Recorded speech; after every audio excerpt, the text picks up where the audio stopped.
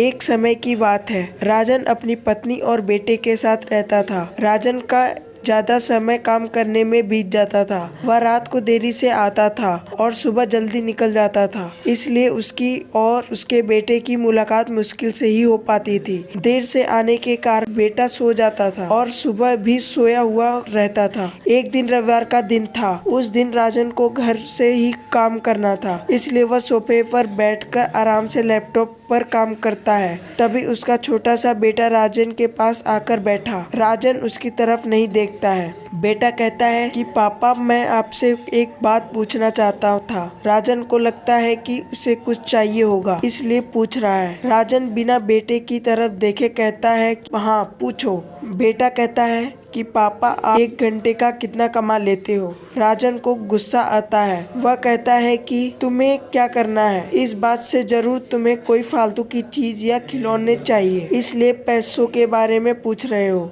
ये सब तुम्हारे काम की चीज नहीं है। जाओ, जाकर सो जाओ और मुझे मेरा काम करने दो।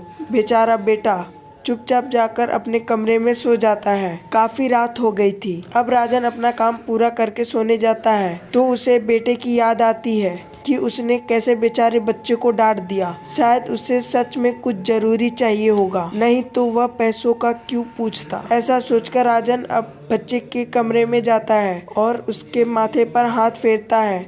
मेरे बच्चा सो गया क्या? तभी बच्चा अचानक उठ बैठा और बोला, नहीं पापा, मैं जगा हुआ हूँ। पिता बच्चे से कहता है कि बेटा, मैं उस वक्त व्यस्त था। अब बोलो, तुम्हें कितने पैसे चाहिए? बेटा कहता है कि मुझे पैसे नहीं चाहिए, आप बस मुझे इतना बता दीजिए कि आप 1 घंटे का कितना कमा लेते हो। पिता कहता है कि मैं 1 घंटे में 100 रुपए कमाता हूँ। बेटा झट से उठकर अपने गुल्लक को तोड़कर उसमें से 100 रुपए निकाल लाया और पिता को दिए और बोला, ये लो 100 रुपए। क्या आप अपना 1 घंटे मेरे साथ बिता सकते हो? यह सुनकर पिता हैरान हो गया। उसे मन ही मन बहुत शर्मिंदगी महसूस हुई।